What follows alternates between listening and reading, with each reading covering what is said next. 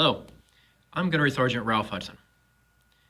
I am the Assistant Station Commander for RSS Mount Juliet over here in East Nashville.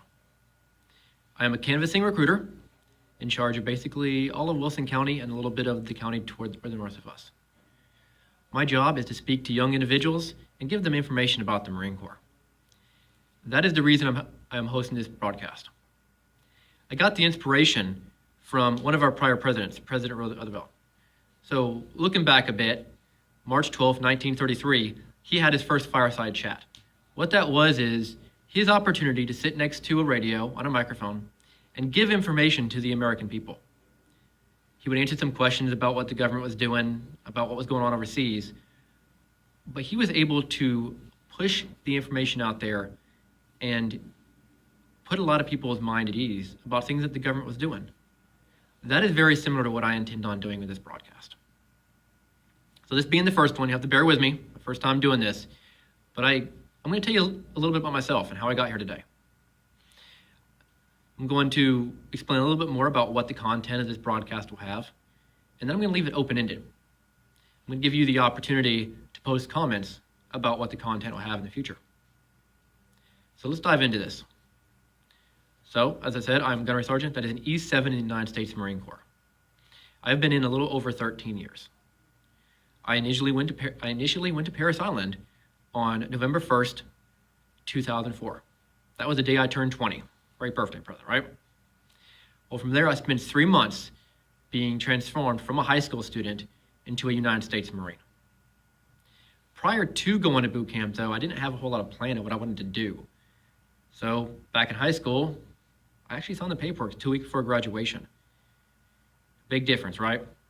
Well, fast forward back into November, so I was there for 3 months. Still bald, that's what they tend to do with us, but much younger version of me right there. Anyways, point is this. When I got back from Parris Island, and I had earned the title United States Marine, my parents, my peers, my teachers saw a huge difference in me. And that was a lot of self-respect, a lot of self-confidence, and self-discipline. Things I did not have before I went. Well, they were very proud of me. Completely changed my life at that point in time. I continued to move forward. From there, I went to 28 days of what we call Marine combat training. It's where they teach us to use radios, read a map, hone our skills at that point. From then, I went to about 4 months in Virginia Beach, and that was where my military occupational specialty school was. I graduated an O231 intelligence specialist. So what that means is I am a basic analyst. I can take information, sync it, and pass it back to the commander to help him make decisions. Pretty important job that they gave me. I'll go more in depth about what I actually do in a later on broadcast. From there, the Marine Corps afforded me the opportunity to do a lot of traveling, which for me was a big point because I was from a very small town. The first place I was stationed was in Hawaii. I got to live in Hawaii for about 5 years. And at that point in time, I was attached to an infantry battalion where I supported them with intelligence. During that time, I went on 3 combat deployments, 2 to Iraq and 1 to Afghanistan. At the end of my time there, I was then transferred to the Air Wing, the other side of the Marine Corps. We have 2 sides. We have the aviation and the infantry. At this point, I supported the aviation with a different type of intel. That was also a lot of fun because I was able to go on another deployment to Afghanistan where I worked in Kabul.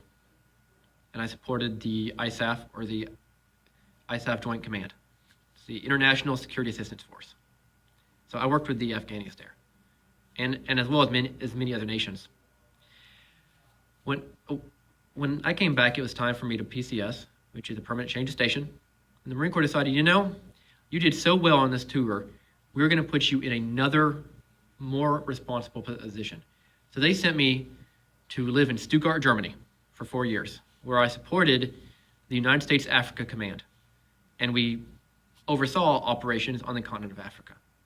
A lot of fun. Got to travel all over Europe with my family. It was great. At the end of that tour, I was afforded the opportunity to go on what we call a B billet. And so right now I am a canvassing recruiter, completely different from intelligence, but also vitally important, because that affords me the opportunity to speak to y'all. So that's my bio in about 2.5 minutes. The next part that I wanted to talk about is why I'm doing this and some of the content. So there is a lot of information out there about the Marine Corps. Some of it's true, some of it unfortunately is not. It's what I intend on doing is going through some of these misconceptions and talking about them. The two that I'll give you examples of now is the first one is we have over 350 different jobs. It's not just infantry. It's not just the guys out there pulling a trigger. We have intelligence, administrative, logistics, aviation, all these different type of jobs that you can do if you qualify for. And we can help you get those. A lot of those skills also transfer over to the civilian world, which means that you get certifications that you can use outside of the uniform. The second one is, as a Marine, we may be the smallest branch, but we get the same pay and benefits as the Army, the Navy, and the Air Force. Same exact thing. It's DoD benefits. Those are the two biggest ones. And I'll continue to talk about more later on. Some of the other things we'll talk about is what my job is. I'll bring some guests on here, and they'll talk about their MOSs.